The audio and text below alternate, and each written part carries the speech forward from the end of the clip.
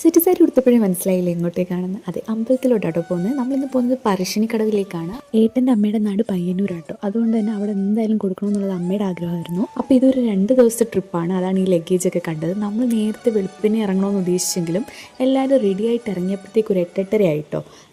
മോന് പിന്നെ കുഴപ്പമൊന്നുമില്ല, അവൻ ഇന്നും 6 മണി ആ ഒരു സമയമാകുമ്പോൾ ഉണരുന്നുണ്ട്. അവന് വലിയ പ്രശ്നമൊന്നും ഉണ്ടായിരുന്നില്ല എണീക്കാൻ വേണ്ടിയിട്ട്. അങ്ങനെ നമ്മൾ കണ്ണൂരേക്ക് പോകുന്ന വഴിക്ക് ചുരം ഉണ്ടായിരുന്നു. അവിടെ എത്തിയപ്പോഴത്തേക്ക് നല്ല കോട ഉണ്ടായിരുന്നു. അത് വീഡിയോയിൽ എത്രത്തോളം കാണാൻ പറ്റുന്നുണ്ടെന്ന് എനിക്കറിയില്ല. പക്ഷെ നേരിട്ട് നമുക്ക് റോഡൊന്നും കറക്റ്റ് ക്ലിയർ ആവുന്നേ ഉണ്ടായിരുന്നില്ല. കുറച്ച് നേരം കഴിഞ്ഞപ്പോൾ തന്നെ മോൻ ഇറങ്ങി കേട്ടോ. പോകുന്ന വഴിക്ക് തന്നെ വേറൊരു ക്ഷേത്രം കൊണ്ടുണ്ടായിരുന്നു. അവിടെയും കയറാമെന്ന് വെച്ചിട്ടാട്ടോ ഇറങ്ങിയത്, പെരളശ്ശേരി ക്ഷേത്രം.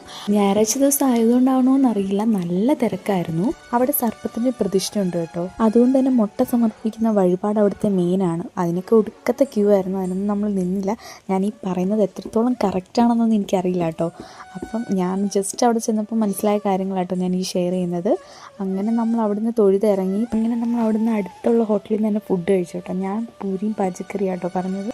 ഈ കാണുന്നതാട്ടോ പറശ്ശിനി പുഴ. ഇതിൻ്റെ സൈഡിലായിട്ടോ അമ്പലം. അപ്പം നമ്മൾ തൊഴാൻ പോകുമ്പോൾ ഇവിടുന്ന് കാല് കഴുകിയിട്ടാട്ടോ പോകുന്നത്.